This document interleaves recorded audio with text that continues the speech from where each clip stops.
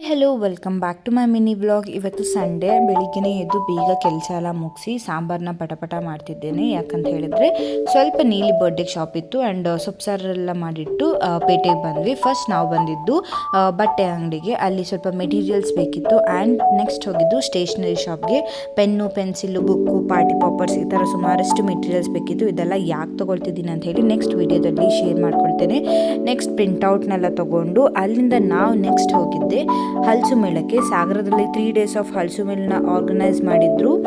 ಎಷ್ಟು varieties of ಹಲಸಿನ ಹಣ್ಣು, ಮಾವಿನ ಹಣ್ಣು ಬಂದಿತ್ತು ಅಂತ ಹೇಳಿದ್ರೆ, ಆ್ಯಂಡ್ ಶಾಪ್ಸು ಅಷ್ಟೇ ಡಿಫ್ರೆಂಟ್ ವೆರೈಟೀಸ್ ಆಫ್ ಶಾಪ್ಸ್. ಇಂಥ ವಸ್ತು ಇಲ್ಲ ಅಂತ ಇಲ್ಲ, ಅಷ್ಟು ಚೆನ್ನಾಗಿ ಬಂದಿತ್ತು. ಗಿಡ ಆಗಿರ್ಬೋದು, ಹಲಸಿನ ಹಣ್ಣಿಂದ ಡಿಫ್ರೆಂಟ್ ವೆರೈಟೀಸ್ ಆಫ್ ತಿಂಡಿ, ಸಾಂಬಾರ್ ಪೌಡ್ರು, ಸಾರು ಪೌಡ್ರು ಅಂತ ಹೇಳಿ. ಆ್ಯಂಡ್ ಅದರಲ್ಲಿ ನನಗೆ ಮೋಸ್ಟ್ ಇಷ್ಟ ಆಗಿದ್ದಂದರೆ ಈ ಶಾಪು ಚನ್ನಪಟ್ಟಣ ಗೊಂಬೆ ಮೆಟೀರಿಯಲ್ಸ್ ಎಲ್ಲ ಇಲ್ಲಿ ಬಂದಿತ್ತು. ಎಷ್ಟು ಕಲರ್ಫುಲ್ ಆಗಿತ್ತು ಅಂತ ಹೇಳಿದ್ರೆ, ನಾನು ನನ್ನ ಮಗಳಿಗೆ ಒಂದು ಆಟ ಸಾಮಾನು ತೊಗೊಂಡೆ.